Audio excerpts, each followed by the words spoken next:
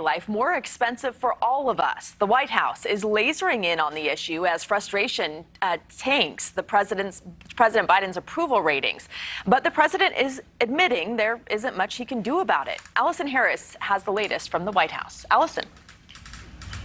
Good morning, Ruta Bay. Coming out of a meeting on another crisis, the baby formula shortage in this country, President Biden addressed inflation, acknowledging that it is impossible for him to bring down prices on gas and groceries, immediately admitting that this is all going to take some time.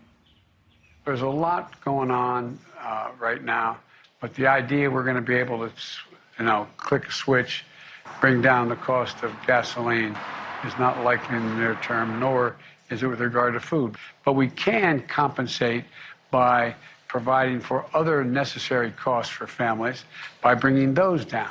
That reduces the inflation for that family. Recently signed legislation.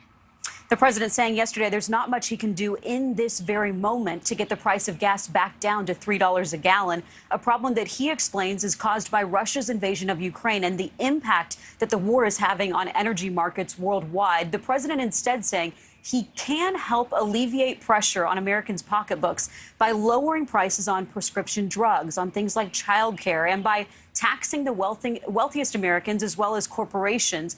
That's part of the president's plan to fight inflation. As you know, Ruta Bay, we talked yesterday about the Federal Reserve having the primary responsibility here, lowering or putting those rate hikes in place. But some of the president's plan about taxing the rich and imposing some of those lowering prescription drug plan that he talks about, that requires action by Congress. And we know that Congress has been stalled and lagging on some action on some of these issues. President Biden saying, thank God that employment is up in this country and wages are up in this country. But he's also fully aware that these sky-high prices are still putting a strain on people's budgets. We're hearing reports, Ruta Bay, of people going to food banks for the first time because they need help getting food because the prices are so high. And some of those people are employed and they are working, and yet they are still needing assistance.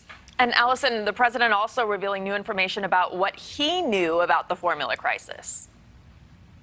Yeah, so reporters have been pressing this White House as well as the president about why the delayed response with the baby formula shortage, why it took until spring to address a problem that by then seemed to be already so big. The press secretary saying yesterday that the administration has been working on this problem since the Abbott recall of formula and since that plant shut down in February. But the president yesterday said this about the timeline on when he was first briefed. Well, here's the deal. I became aware of this problem sometime after April, in early April, about how intense it was.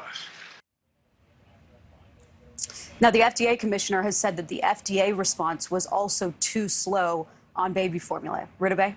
Allison, thank you. And now to an urgent warning about inflation from the Thank you for watching. Go to NewsNationNow.com to find NewsNation on your television provider. And don't forget to click the red subscribe button below to get more of NewsNation's fact-driven, unbiased coverage.